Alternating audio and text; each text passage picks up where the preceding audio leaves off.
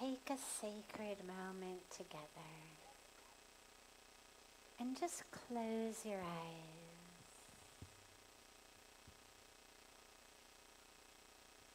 There's so much going around outside you.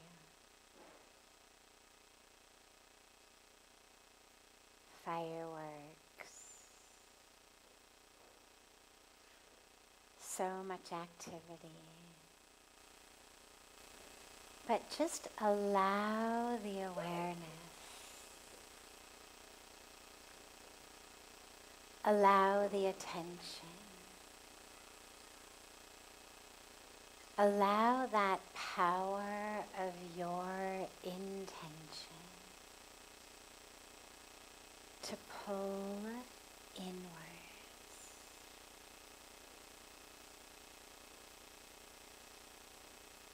No matter how loud the noise or how bright the lights outside, ultimately the path is a path inward. So today is a perfect opportunity with all of the noise outside to use that power of attention and intention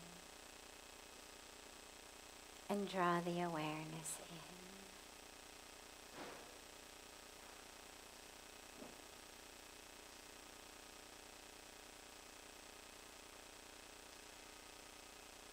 in. Diwali falls on the new moon, what we call Amavasya, the moonless night. And so it's an opportunity for us to see the light that shines inside.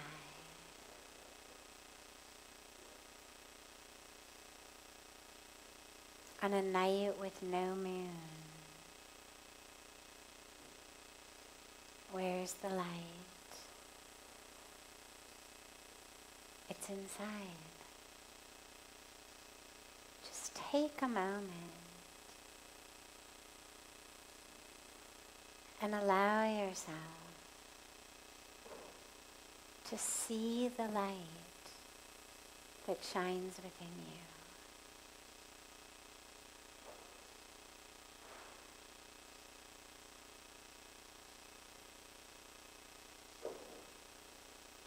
It may seem like a small flicker at first, but notice that the more awareness you give it, the brighter the light gets.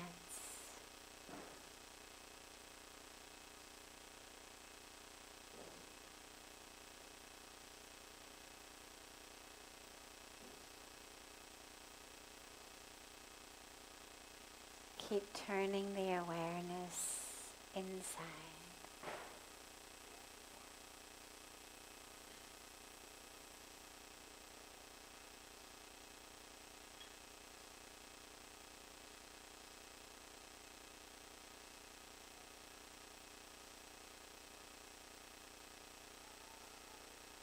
Allow yourself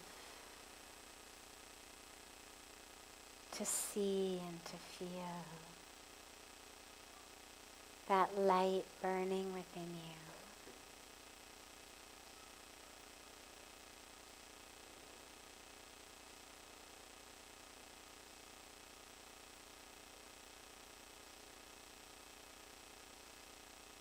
And use that light within to see yourself.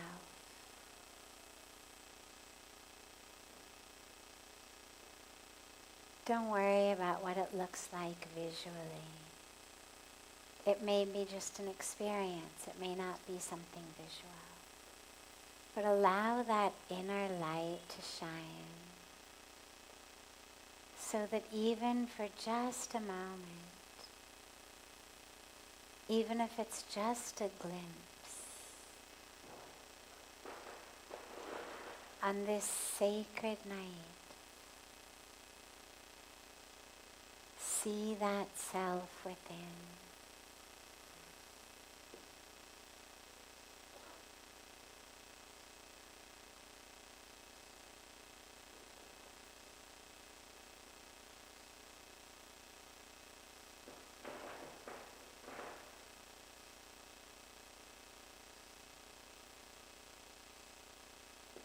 And as you inhale and you take in this sacred life force, this prana,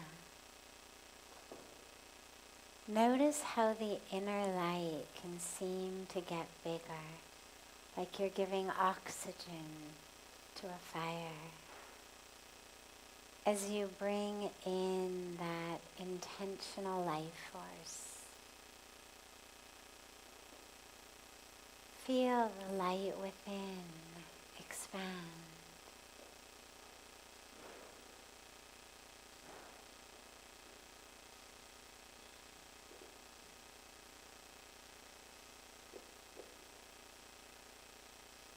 And as you exhale, with each exhalation, just allow yourself. The exhalations are an allowing, just an allowing of yourself to drop into self, an allowing of the self to rest in the self.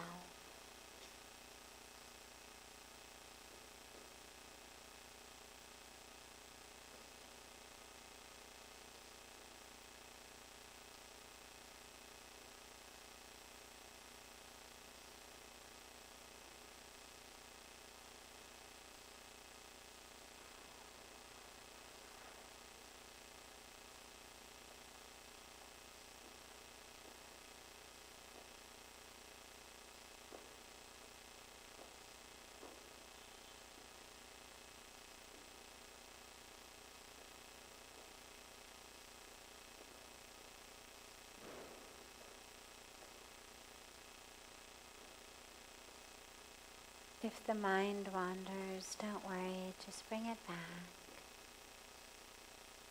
Bring it back to the breath and that brightly shining light within yourself that is showing you yourself.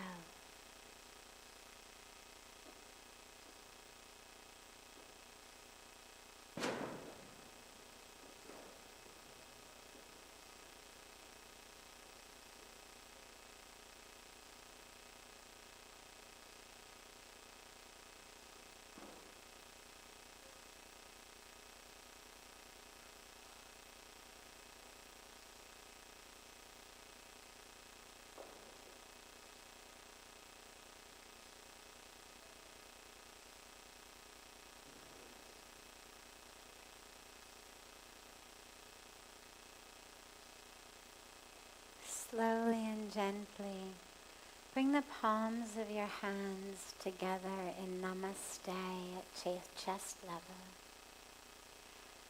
And gently rub the palms of your hands against each other.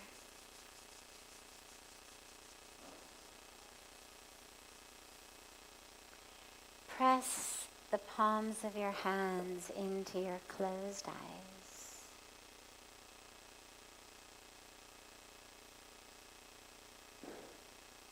Slowly open the eyes and lower the hands.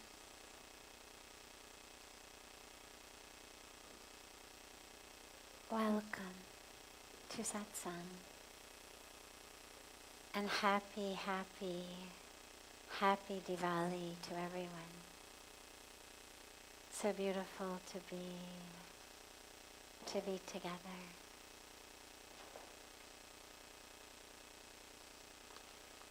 People here in front could probably move up a little bit so that people standing in the back, if they want a place to come and sit, they can come and sit too. यदि आप लोग आके बैठना चाहेंगे तो जगह बना रहे हैं आपके लिए. So we begin as usual with a question that's come in from our online global audience.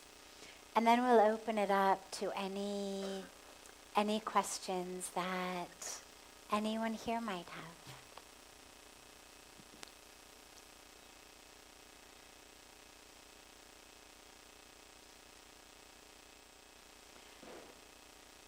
When we lose all hope, when there is no way, when we lose all hope, when there is no way of anything good happening, how can we live our lives? If we've lost all hope, no possibility, no chance of anything good happening, how do we live our lives? This is asked by our brother Bartendu on Instagram.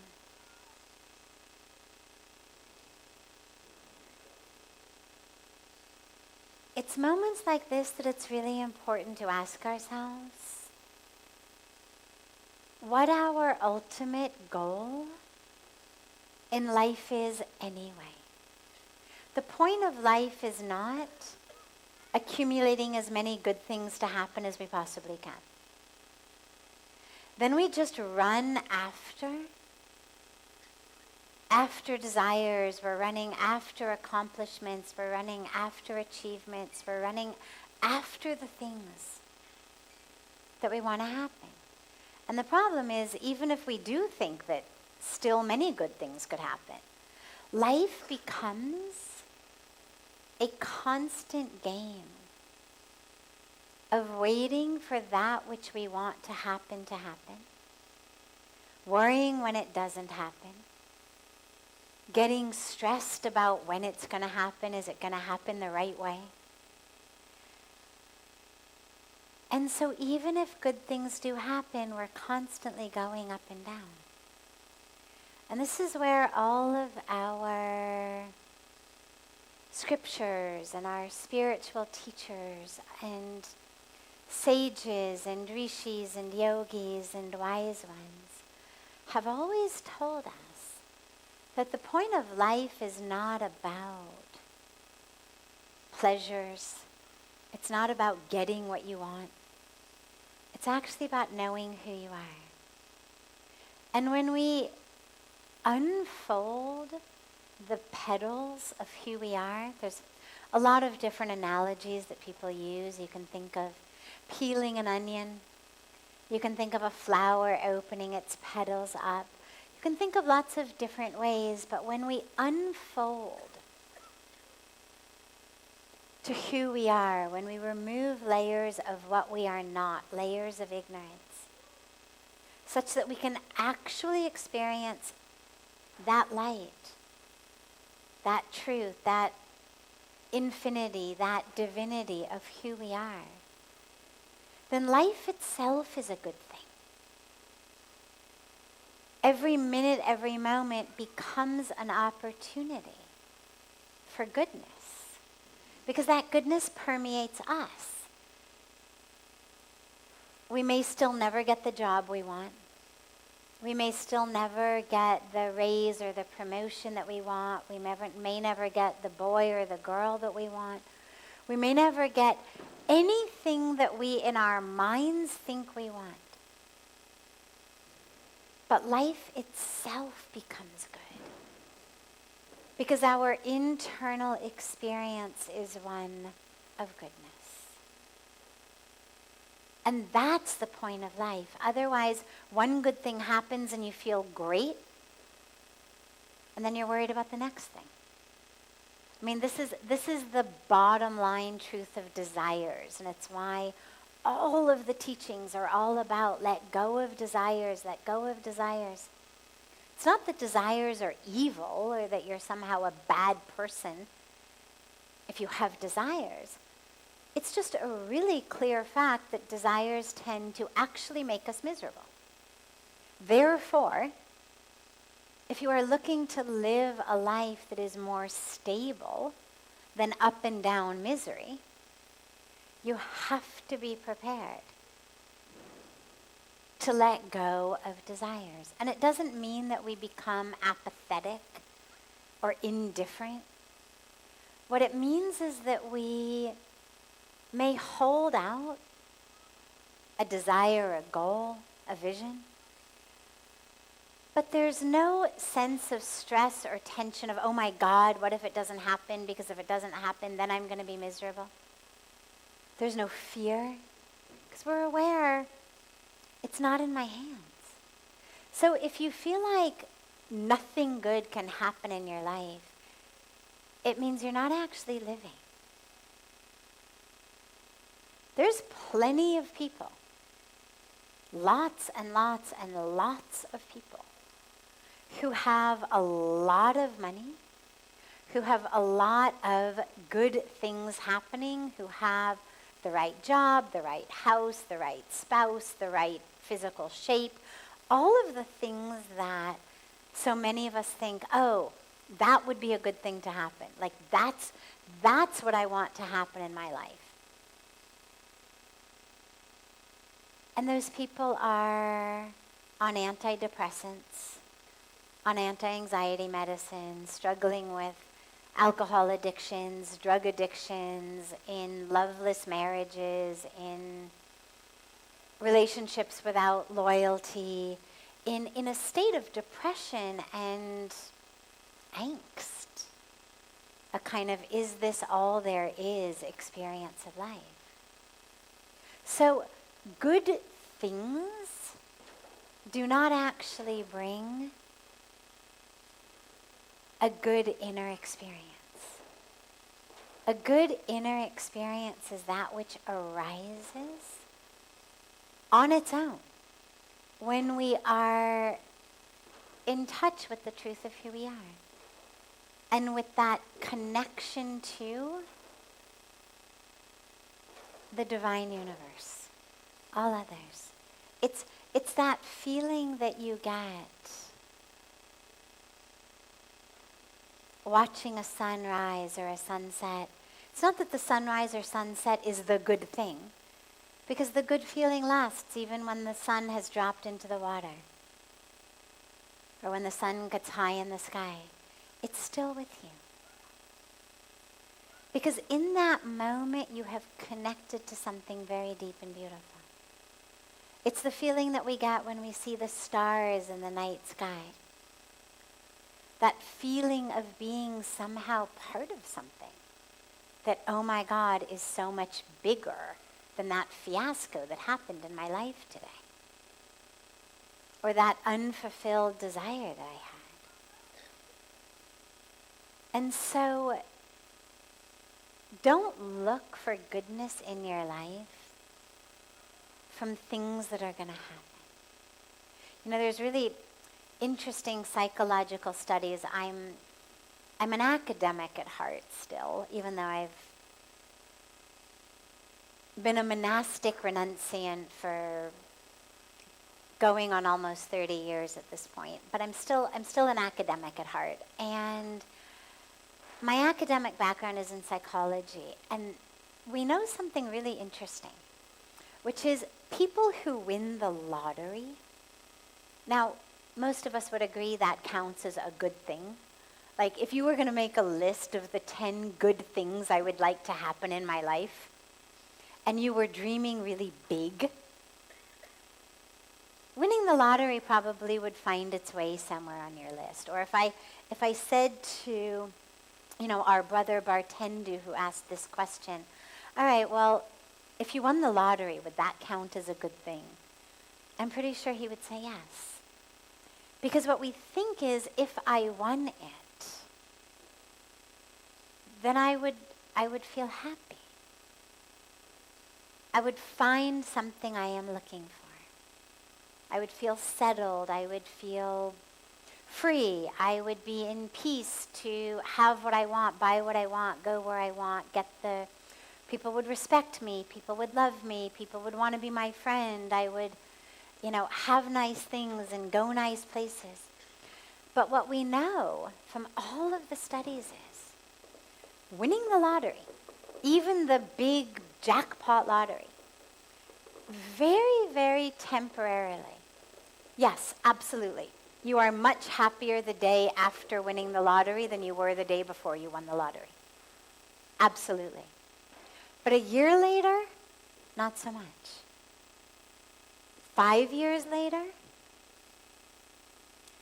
you've gone right back. Your happiness has gone right back to exactly where it was before. If not, and this is the ironic but true part, if not actually lower. Because you had this enormous expectation of how happy, oh my God, this is going to make me. And then you realize, it's still me in here. New clothes, new house, new car, but still me in here. And that lack of happiness is not the old clothes or old house or old car, but is the me in here and the way she thinks,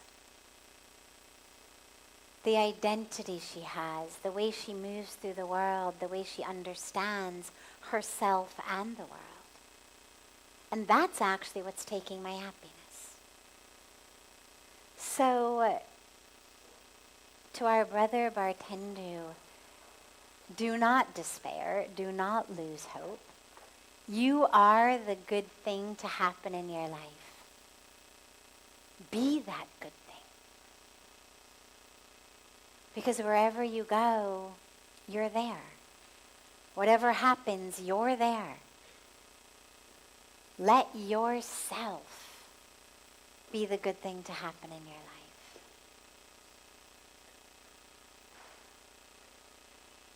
Any questions that anyone here has? So if you've got a question, we've got 2 microphones here on stands. You don't need to wait for me to call on you. Feel free to just go stand at the microphone and ask your question.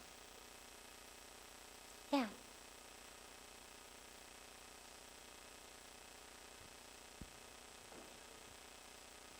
Hello.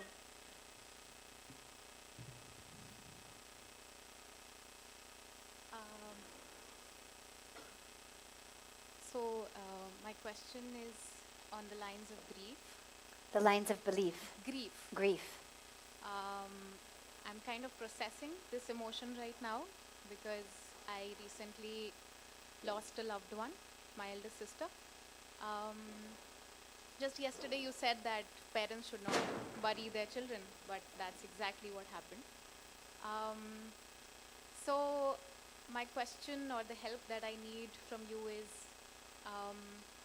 actually being reflective is kind of part of the work that I do. I teach emotional intelligence to children and adolescents, but processing grief is kind of leaving me in a split. On some days it's absolutely self-deprecating. It's very easy to go into self-deprecation right now, and there's a lot of pain, there's a lot of anxiety, there's a hell lot of confusion. But at the same time, now as the time is passing, I also feel a force. I'll use the word thrust. That's what I used in my journal as well. A kind of cut the crap kind of an attitude, inner and outer, both. And it's a very scary pace, to be very honest, of the peeling of layers that you spoke about. Yeah. As if I want to run towards an ultimate truth, and it's very overwhelming, very scary. So I really need to understand what this split exactly is, because I feel too much on most days right now, and maybe guidance towards moving in a very careful direction, so that I can support myself and especially my parents, because the transition is very hard for them as well right now. Of course. So there's no easy answer to grief. There's no answer to grief anyway. It's something that we just is. And we move through it. I'm not sure that it ever gets processed. You know, when I think about processing, I think about taking something in a raw state and putting it into a somewhat more refined state, a more kind of artificial state. So when you think about food, for example, you've got, fresh fruit or vegetables that come off the vines or off the tree or out of the ground, and then you process them. And we end up, instead of with a potato, we end up with potato chips. Or instead of with something that's fresh, we end up with something that will last on our shelf for 10 years. When I think about processing, you think about taking something from a more natural state into a refined state. And when you think about feelings or experiences, we talk a lot about processing them and being in process, and it's a word I used to use a lot to sort of refer to the fixing of myself.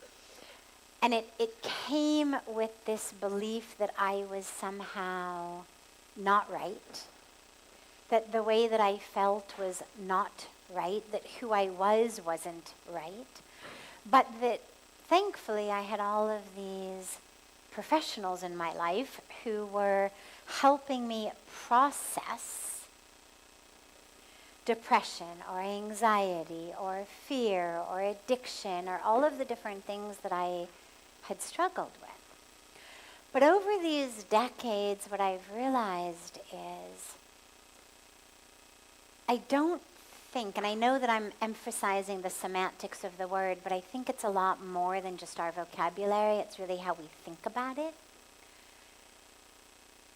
I think the goal is actually to be as raw and as real as possible, that it's not about putting something through a process as it is creating space and allowing it. And there's always a natural shift and change. If you pluck an apple today, or you unearth a potato today, on its own, it's going to change with time. Eventually, it's going to go back into the elements. It'll change shape, it'll change color. Soon it literally will be indistinguishable from the very earth out of which it came. And I think that a lot of our most difficult emotional states are those that it's not about how can I change this, but how can I simply allow it to exist while I don't turn my entire existence over to it. Because when grief happens, it's very easy to forget that there's anything other than grief. We become just in grief. We forget. Last night when we were speaking about opening our hearts, you'll remember that one of the things I emphasized around keeping our hearts open to the grief is also keeping our hearts open to joy. And one of the things that happens when we are grieving is we are almost unable, and sometimes even unwilling, to allow ourselves to experience the beautiful fragrance of a flower. Like, hey, amazing. Look at that. And it also seems rude sometimes That idea of how dare the flower blossom when my sister has died? How dare the sun rise? Like, how dare the world go on?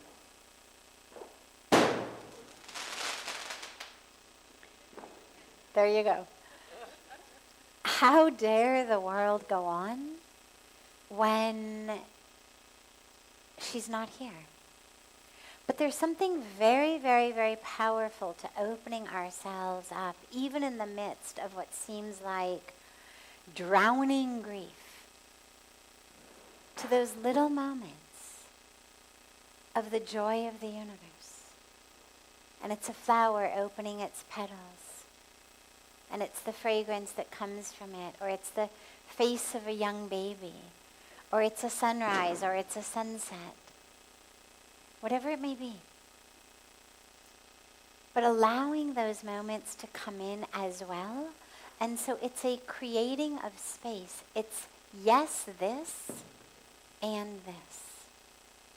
Grief is not something that you need to extricate from yourself. It's not a matter of, oh, I need, to have a surgery on myself so that there is no longer grief. We need to somehow get over it, be free of it. No. It's going to change you forever. You will never be the same. Who you are will change, has already changed, will continue to change due to the presence of and due to the loss of your sister. And what happens within you is you expand and shift. And that presence and absence simultaneously of her causes a transformation in you. So don't think about it as something you need to somehow become free of or deal with on that level. Just be with it. And as far as your parents, one of the first things that we always try to do, it's very natural, it's just the first thing that happens is we say, why? Why? And we're looking for answers. And there are no answers. Yes, we can turn to laws of karma. We can turn to destiny. But I have yet to see someone who's grieving who feels helped by the idea that somehow this was part of destiny or karma. There isn't a satisfying answer. Which means that looking for an answer just makes things worse. Instead, it's a matter of allowing whatever is up. You just allow it. And you put one foot in front of the other, and you water the flowers in the garden. And you do whatever you need to do to go on with life. Knowing that you will be forever changed, but knowing that you will heal. You will absolutely heal. And your parents will heal. At this time, I think the only thing you can do for them is love them, be there with them. Obviously, take care of whatever logistics and pragmatics need to be, although in some cases taking care of logistics actually helps people stay busy and not wallow in sorrow.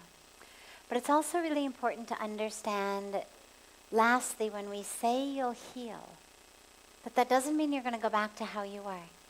And it doesn't mean everything's going to be okay and that you're going to come to a place where that's all right.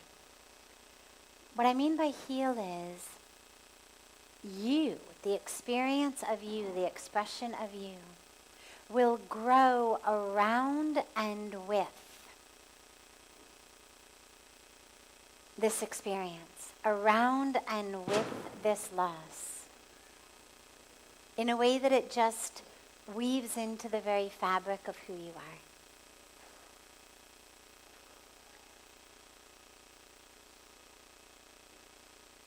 And it's going to open your heart. crack open your heart. And I think what you'll find is that you are so much more able to access compassion and love and understanding for others. And that you value the preciousness of life. One of the tragic lessons that loss gives us is the reminding of the preciousness of life. And so hold that as a gift, a real gift that most of us don't have, that she left you with. And lastly, just obviously know that she's with you. The soul, the spirit, the presence, it is with you. And obviously the body is not. And that is a huge tragedy. And the soul is, and the spirit is, and allow yourself the opportunity to connect with the aspect of her that is not in a body, through the aspect of you that is not your body. And that'll take you much, much, much deeper on your spiritual path as well. And that's something that you can really encourage your parents to do as well. Like, let's sit together and be with her in spirit, in soul, in presence. And acknowledge that presence.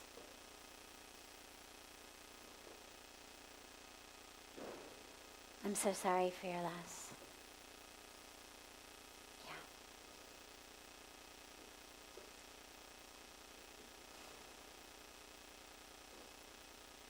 Other questions?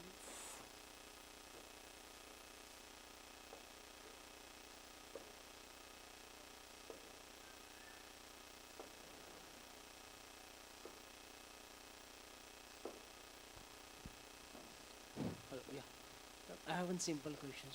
Sure. As we have in mobile our delete option, in I'm laptop, sorry? as in mobile we have delete option, in laptop we do have delete option. I want such a option for mind. In mind we do have so many scrap. How we can delete such thing? So that, he said, as we have a delete option on our phones and on other devices, I want a delete option for my brain. I want to be able to delete. How we can delete? Yeah, how do we delete it? Great, great. Thoughts are literally, there's a lot of analogies. One of them that I love is a bubble. You know, children blow bubbles. And the bubble lasts for 5 seconds, 6 seconds, 8 seconds. But the moment you touch that bubble, what happens? It bursts. Now, here's what's interesting with thoughts. If left untouched,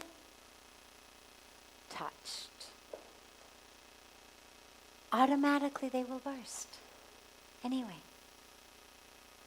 They will dissipate anyway. Another analogy is clouds floating across a blue sky. So whether you think of them as a bubble, or you think of them as a wispy cloud, or you think of them as just a wave on the ocean, it's here for a moment and then it's gone, and it's here and it's gone. The delete button is actually automatically programmed into the system. It's already automatically deleting. The dilemma is, we are the ones who hold on to it. We take one thought and we keep thinking about it. We keep doing this over and over and over and over and over again. Because on some level, some part of us likes it. Whether we are thinking something nasty about someone else, whether we are feeling awful about ourselves, whether we're worried, we're stressed, we're having thoughts of lust or greed or jealousy, or no matter how awfully painful it seems, there's some part of us that is attached to it. And I don't mean that it's necessarily pleasurable, that we like it because it's pleasurable, but we are, excuse me, we are attached to it out of habit, or because that particular thought pattern prevents me from having to have a different thought. So for example, if I keep thinking, you are stupid, you are worthless, you are lazy, you are irresponsible. Well, that doesn't feel good, it's not pleasurable, but it certainly prevents me from having a different thought, which is, what are you going to do with your life? When are you going to stand up to the plate of your life and live your life? Because see, if I can keep telling myself how worthless and stupid and lazy and irresponsible I am, I don't actually have to ask myself, and why is it that you're not looking at yourself? Why is it you're not meditating? Why is it that you are not using your gifts, your skills? Or if I keep thinking, this person has put a curse on me, or this person hates me, or the stars are against me, or my destiny is awful. Again, those thoughts, while not pleasurable, protect me from having to say to myself, how did I get into such a mess, and how am I going to get myself out of it? And so each thought actually automatically deletes. They're momentary, barely. But we keep doing them. We are the ones who keep dragging it right out of the recycling bin. Like we delete it and then we bring it back. And then we delete it and we bring it back. And delete it and bring it back. And we keep reading it over and over. And the machine is trying to delete it. And we're like, wait. And if it actually gets deleted, we type it back to ourselves. Oh yeah, I remember when he said that to me. I remember when I did that. I remember. Because we've become habituated to it. So the way to work with the mind, don't worry about what an individual thought is. The moment you're worrying about it, that thought is already over. But instead, work on expanding, extending, deepening the space between your thoughts. Work on knowing that you are not your thoughts. Work on simply being that awareness of the thoughts. So I can look at this candle flame and I can see it and I can have a thought about it, and then I can look at my shawl and see it and have a different thought about it, and look at the paper and have a different thought about it. And if I'm in my thoughts, then I'm going to feel like I'm kind of going crazy. Is it candle? Is it flame? Is it wax? Is it fire? Is it shawl? Is it wool? Is it orange? Is it white? Is it paper? And it's crazy making. But if instead I can recognize I am the one who is watching. I'm not the candle flame, I'm not the wax, I'm not the fire, I'm not the shawl, I'm not the paper. I'm actually that power. I am subject, not object. I am the one who notices that is a candle. I am the one who notices that is a shawl. I am the one who notices this is paper. I am the one with the power of eyes that see. What I'm seeing keeps changing. I am the power of sight. So when your thoughts are arising, instead of thinking, oh God, how can I delete you? God, just go. And all you're doing is slamming it straight into your own mind. You're making it really paka, you know. Instead of that, just take a step back. Take a step back. You're the one who has seen that thought. You're the one watching. You're not the thought. You're the one watching. If it's junk, you're just looking at it. You drive by a McDonald's and I don't want to stop there. I saw it, but it's junk. I'm not going to stop. Because it's junk. Why would I want that? I don't need to remove it from the highway on my way home. I'm able to notice it without it impacting me. Because it was just a thing on the highway. I saw it and then I'm gone. This thought arises, you just see it, but it's gone. It's junk, fine. It's good, fine. Either way, you are not your thoughts. Because see, if you start getting stuck with the good ones, you're going to end up stuck with the junk ones. So you've actually got to recognize on every level you are not the thoughts at all. You are the one who's aware. You are the one driving by who notices those golden arches along the way and says junk. And just keeps going. Slowly, you don't even need to say junk. You don't even pay attention. So in the beginning, when the thought arises, just look at it and say junk and move on. It's junk. I mean, imagine that you're at a wedding, right? Where the guys keep coming around with plates of hors d'oeuvres. You're sitting, you're talking to somebody, or you're standing talking to somebody. And they keep coming around with different options. Well, sometimes what they come around with is total junk. You don't want it. Just see it, junk, no, thanks. And you go back to what you're doing. You don't spend all night all upset that guy tried to give you a hot dog. Right? You just know, junk, I don't want it. Thanks, but no thanks. And you go back to what you're doing. In the same way, the thought arises, just notice it, junk, go back. Another thought arises, junk, go back. But the key is, when something arises that you like, you still have to not grab it. So a pleasurable thought arises, you still need to look at it and say, thought, and go back. Because if you jump onto it, you're stuck.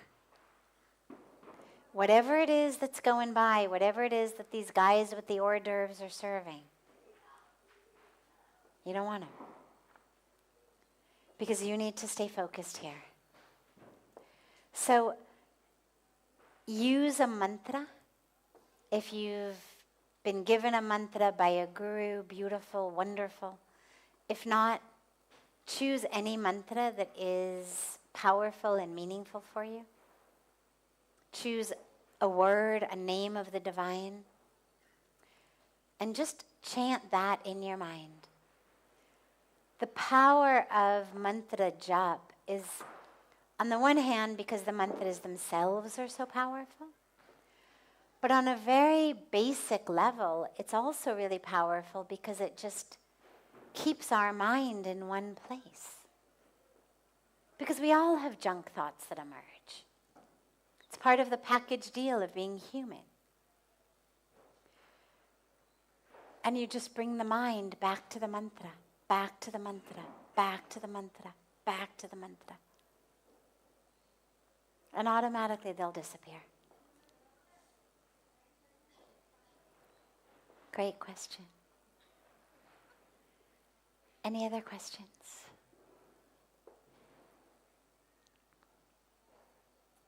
Yeah.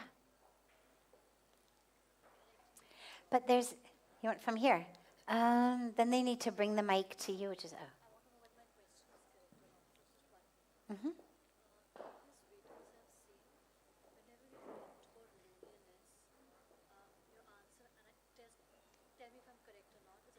It's okay. You know what, love? Don't worry. Really, do it from the mic. Well, you'll be great. It's fine. It's perfect. Whatever it is. I hope I've not mixed up previous videos. If we're mixed up, we'll sort ourselves out. So whenever you've talked about loneliness, About? Your answer has been it's because we don't trust the universe. And I think it's always like and we don't trust the universe because we are fearful, and the ultimate fear is of death. Am I right have I mixed up? But that's okay. You've brought in lots of different points. Is that the actual question, or is that the premise and the So my question was, if I remember this correctly, I've never been able to understand how do we move back from fear of death to loneliness. Like I don't have a fear of death, but I might have a fear of loneliness. Okay. So I'm not able to relate the two. Okay. So the core question is essentially how to overcome loneliness. The core question is how to overcome loneliness. Okay. And we'll take this as our last question, and then we have special Diwali sweets for everybody after. So don't leave after this question. We'll have more beautiful chanting and sweets. So loneliness arises for a lot of reasons. The key reason for loneliness is disconnection. And the key person we are disconnected from is ourselves. And that's why, a lot of people think the answer to loneliness is lots of friends. But the dilemma with that is, friends are great. I'm pro-friends. But if that were enough, then people surrounded by lots of people would feel not lonely. And people on intense, long, silent meditation retreats would feel excruciatingly lonely. And yet, not just on a personal level, but everyone I've ever heard who has gone on a long meditation retreat, and I don't even mean the sages and the saints and the rishis in the caves. We'll accept the idea that they are somehow of a special breed. And we'll leave that aside even for a moment. But just people who go on a month, 3 months, silent meditation retreats. You don't look at anybody, you don't speak to anybody. They should be lonely.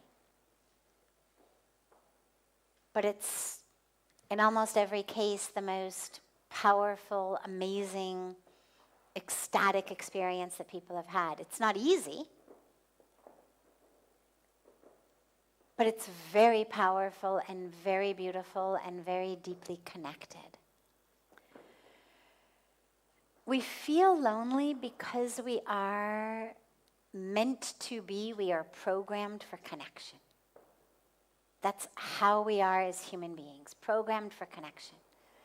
But we've mistaken it to think that that connection is just all about sort of superficial social gatherings. So if you have enough parties and you get invited to enough weddings and you have lunch with enough people every week, you won't be lonely. But the connection that we really need is on a soul level. It's nice to have people who we can connect with on an intellectual level and debate or, philosophize or whatever it may be. But really what we need is to see and to be seen.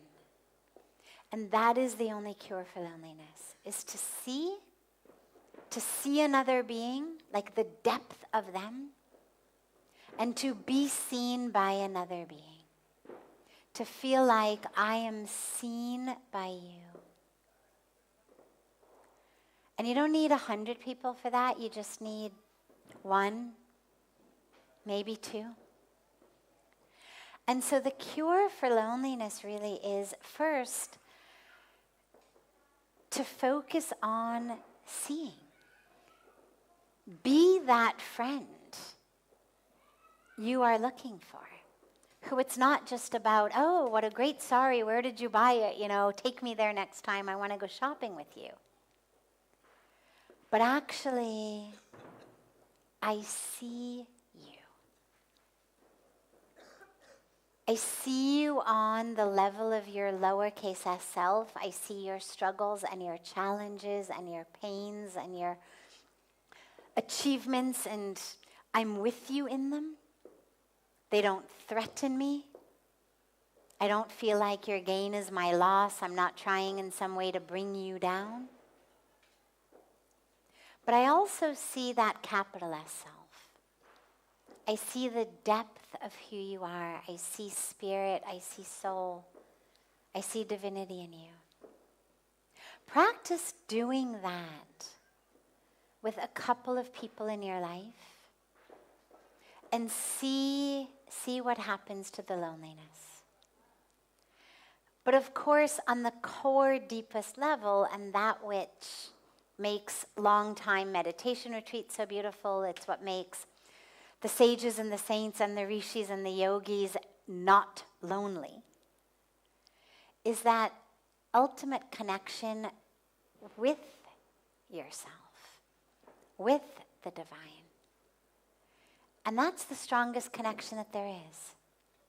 And that's actually why people who are deeply spiritual are known across all sorts of science and psychology and medicine and research to be the most psychologically healthy people.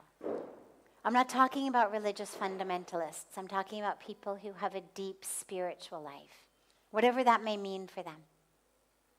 But a deep connection to the divine. And so work it on both levels. Work your inner connection through prayer, through meditation, through chanting, through whatever it may be. But also pick a few people and slowly try to increase it. But begin with a few and really try to see them when you're looking at them, when you're talking to them. How deep can you go with them?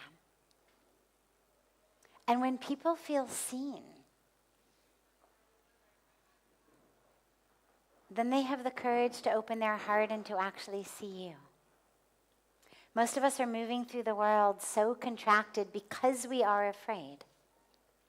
And this is what you had heard me speak to before. We contract out of fear, and when we contract, we don't allow ourselves to be seen by others because we're afraid. We're not afraid of the other, we're just afraid in general, and that fear causes us to contract, and we end up with a self-fulfilling prophecy.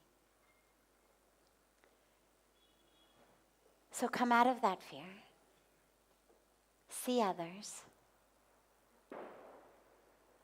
connect with God deeply within you. And lastly, a beautiful, beautiful, beautiful cure for loneliness is serve. Not just see others, but help them. Do something that is actually for others rather than for yourself. And whether they become your best friend or whether you feed them a meal and you never see them again, either way, your loneliness will dissipate and ultimately disappear. Beautiful. A very, very, very happy Diwali, a Shubh Diwali, as we say, to all of you. We have Diwali sweets, which I will ask our beloved Seva team to go around and pass out. Shivani, Tiffany, Preeti, Krishna Priya. Yeah, all of you just take a Take a tray. ये वाली प्रीति जी को दे दीजिएगा, ये शिवानी को दे दीजिएगा. अच्छा चलो, ये शिवानी को दे दीजिएगा, ये प्रीति जी को दे दीजिएगा.